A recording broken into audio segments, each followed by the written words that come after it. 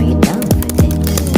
If you're in the mood, we can take it to the moon. Just like a movie scene, table for two.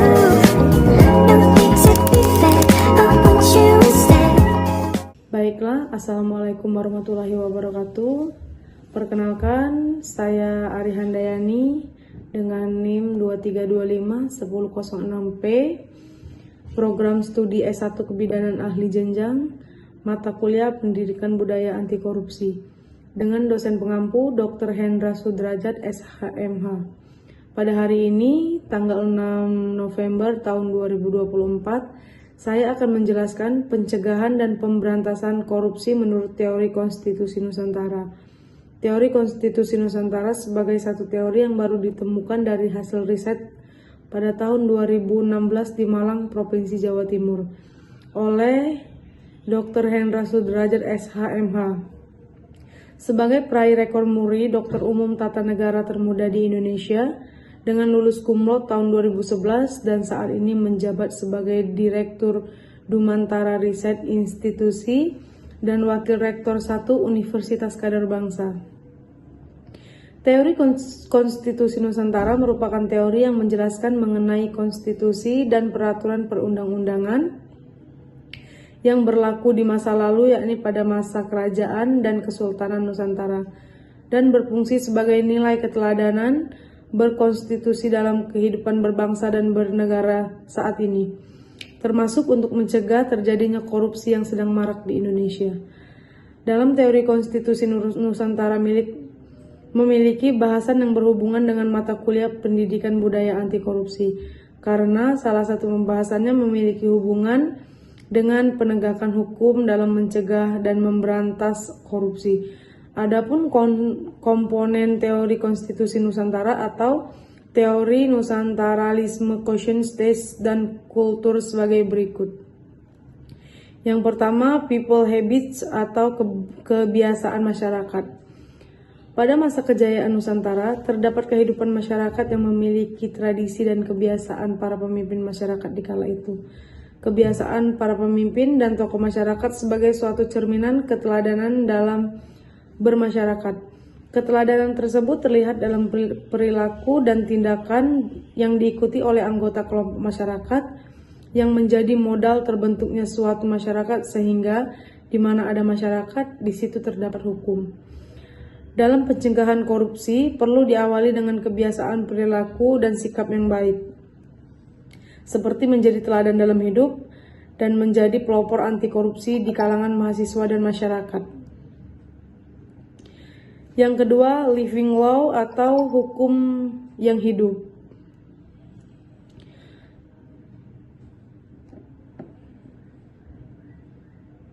Keteladanan yang muncul dari kebiasaan yang baik para tokoh masyarakat, kemudian melahirkan hukum yang hidup yang sebenarnya menciptakan hukum yang tidak tertulis dan hukum yang tertulis.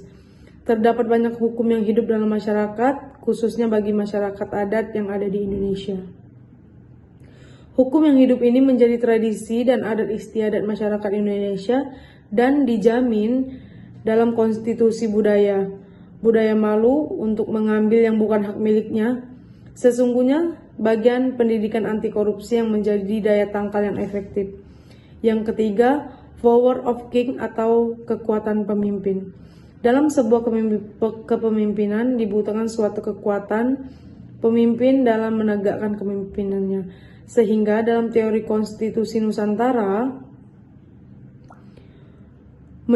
dijelaskan bahwa hukum yang hidup tadi menjadi kekuatan pemimpin menjalankan kepemimpinan pemerintahannya dan berlaku di setiap tingkatan kepemimpinan, baik dari tingkat pusat sampai tingkat daerah. Kekuatan pemimpinan menciptakan ketegasan dalam memberantas korupsi di Indonesia. Yang keempat, Royal Constitution atau konstitusi negara.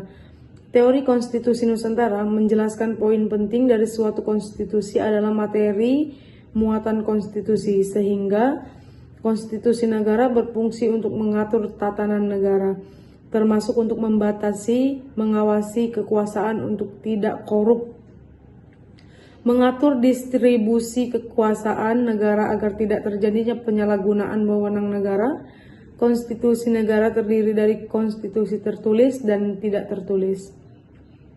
Dapat bekerja maksimal untuk mencegah dan memberantas korupsi di Indonesia. Yang kelima, Archipelago Territory atau kewilayaan Nusantara dan kedaulatan negara. Teori Konstitusi Nusantara memberikan penjelasan bahwa kedudukan kewilayaan Nusantara sangat penting. Penjelasan kewilayaan Nusantara sama artinya dengan kedudukan kedaulatan negara. Hal ini memberikan pemahaman secara umum bahwa negara terbentuk dari sebuah wilayah dan kedaulatan masing-masing. Di samping berasal dari rakyat dan pemerintahan, sehingga kewilayaan posisi keilmuannya penting untuk memperkuat posisi negara. Menurut Dr. Hendra Sudrajat SHMH, penguatan masing-masing kewilayaan dalam mencegah memberantas korupsi perlu dilakukan untuk dimulai dari keluarga masing-masing, sehingga korupsi dicegah dari wilayah keluarga yang pada akhirnya menjadi suatu kedaulatan hukum negara yang bebas tindak pidana korupsi. Di samping itu, dalam kajian kewilayaan menurut Dr. Hendra Sudrajat SHMH bahwa KPK perlu dibentuk di tingkat provinsi dan kabupaten atau kota. Mengingat maraknya korupsi di tingkat daerah, sehingga keberadaan KPK secara kelembagaan di tingkat daerah dapat bekerja secara hierarkis dengan KPK yang ada di pusat. Yang keenam ada Kingdom Structure atau struktur negara. Kingdom Structure adalah struktur negara dalam pembahasan teori konstitusi. Nusantara merupakan struktur dan pembagian kekuasaan seperti kekuasaan legislatif, kekuasaan eksekutif, dan kekuasaan yudikatif. Struktur negara ini bekerja untuk memaksimalkan organ-organ negara dan menjalankan kekuasaan pemerintahan negara. Menurut Dr. Hendra Sudrajat SHMH, negara memiliki satu komisi dengan sebagai cabang kekuasaan negara, seperti Komisi Pemberantasan Korupsi yang berwenang memberantas korupsi di Indonesia. Yang ketujuh, ada konsensus legality atau legalitas konsensus.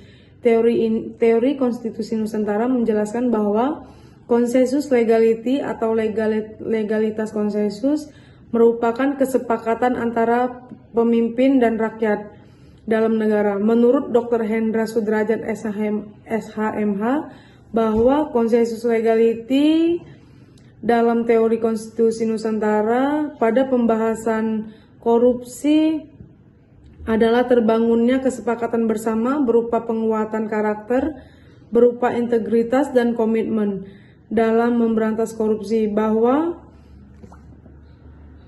korupsi adalah musuh bersama dan ancaman serius bagi kehidupan berbangsa dan bernegara di masa mendatang.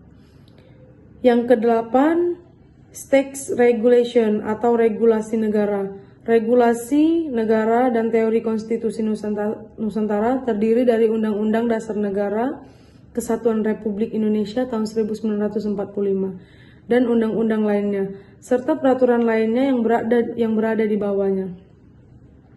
Sehingga sebagai bagian dari perundang-undangan yang berhubungan dengan pemberantasan korupsi, yakni Undang-Undang Republik Indonesia tentang pengadilan dan tindak pidana korupsi, dan Undang-Undang Republik Indonesia yang mengatur tentang Komisi Pemberantasan Korupsi ke depan. Menurut Dr. Hendra Sudrajat SHMH, dalam akses state regulation atau regulasi negara diperlukan peraturan daerah tentang pencegahan dan pemberantasan korupsi yang berlaku di masing-masing wilayah, kabupaten dan kota di Indonesia. 9. Value transformation atau transformasi nilai.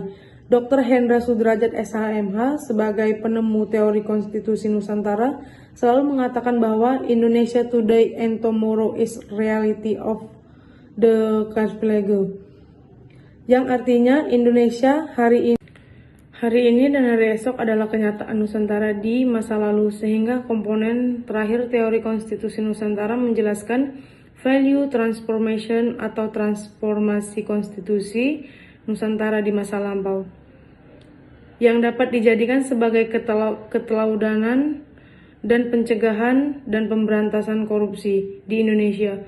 Undang-Undang Simbur Cahaya era Kerajaan Palembang yang ditulis oleh Ratu Sinuhun menurut Dr. Hendra Sudrajat SH bahwa menyebutkan adanya perlindungan HAM